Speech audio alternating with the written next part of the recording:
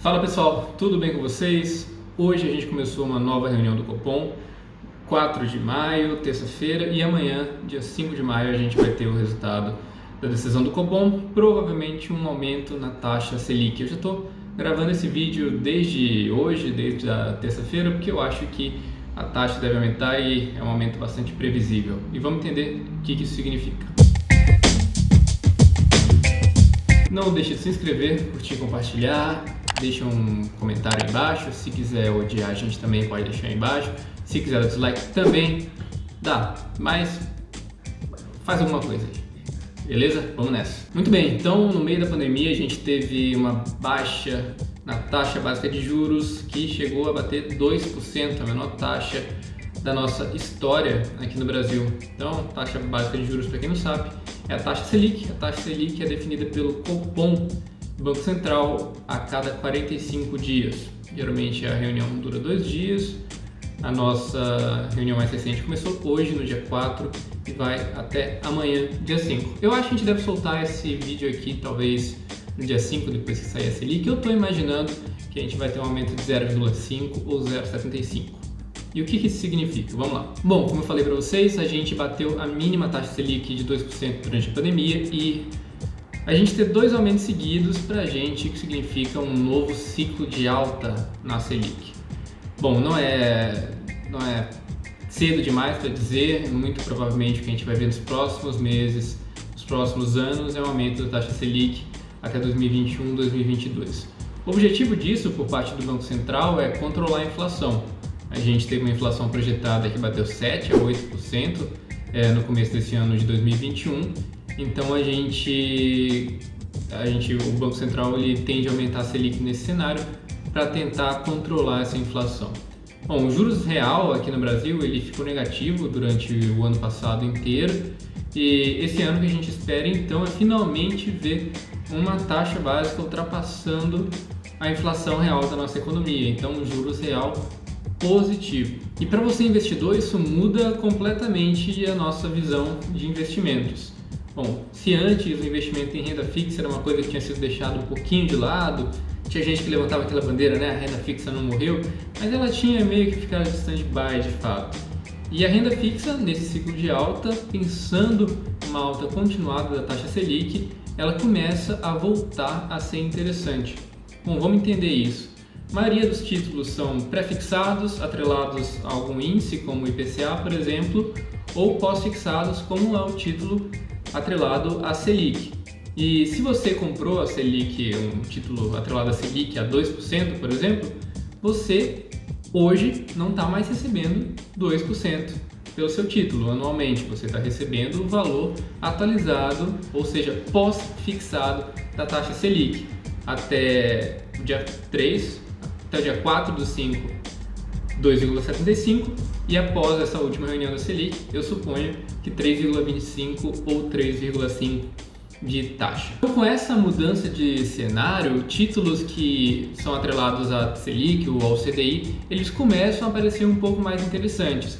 Se antes um título pagava sempre 10% do CDI, pagava 2,2%, agora ele passar, vamos dizer que está 3,5%, nem sei quanto vai estar amanhã, mas digamos que está 3,5%, ele passa a pagar 3,85% ao ano. Então você vê que começa a ficar mais interessante, pensando sempre que são títulos pós-fixados, então vocês vão vencer um pouco mais na frente. Se você está prevendo uma alta escalonada da taxa Selic, você está prevendo que seu título vai ficar com juros cada vez mais interessante.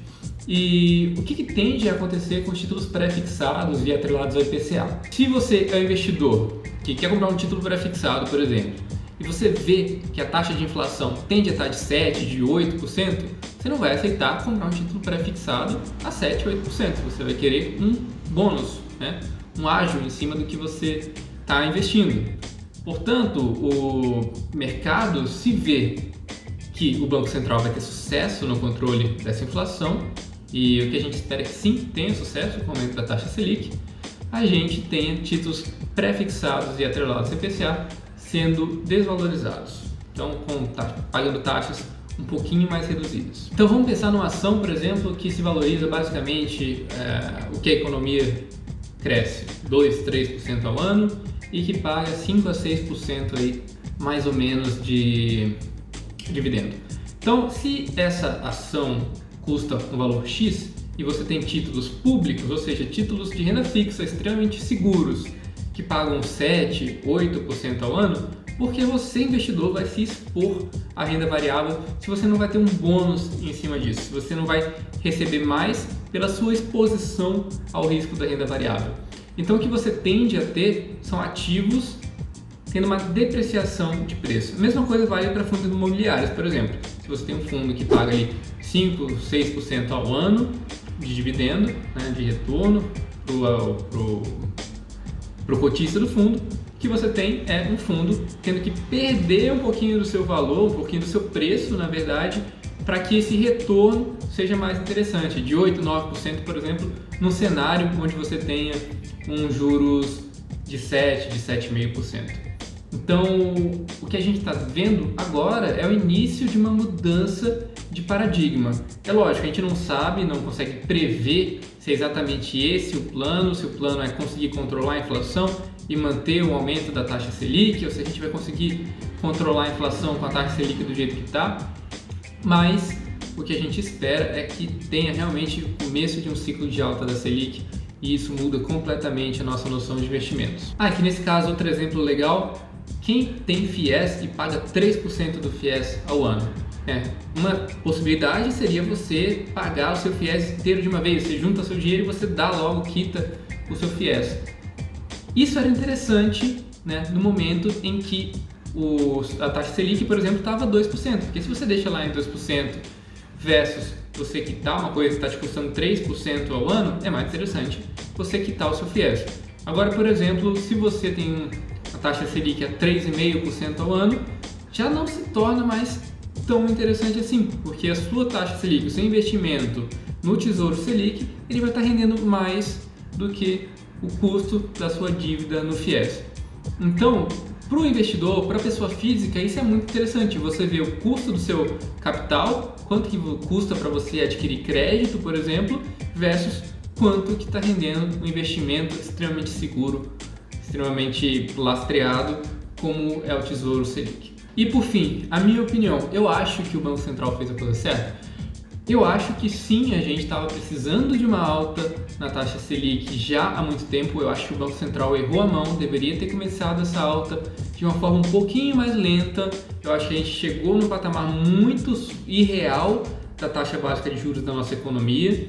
E, bom, o auxílio emergencial especialmente fez um reaquecimento da economia, fez com que o IPCA aumentasse bastante, preços associados à construção também aumentaram bastante, e isso acabou descolando. Em um determinado momento o juros estava negativo, uma coisa que não foi comum na história aqui do Brasil e que também não era uma diretriz especialmente procurada pelo Banco Central. Então acho que teve um pouquinho de erro na mão, a gente deveria ter começado a subir a taxa Selic um pouquinho mais devagar e um pouquinho mais atrás. Bom, mas agora aconteceu o que aconteceu. Bom, a gente está no momento em que a gente está, e pensando para frente, eu acho que a gente tende a ter uma taxa Selic ainda subindo nas próximas reuniões e buscando com isso controlar um pouquinho a inflação. Se você não entende o que a inflação e a taxa Selic tem a ver, a gente já falou um pouquinho sobre isso, mas basicamente, com a taxa Selic mais alta, as pessoas tiram dinheiro da economia real e passam a comprar papéis, passam a comprar títulos, e portanto você tem uma baixa do lado da demanda e portanto você tem uma inflação mais controlada. Bom, era isso aí. Falou!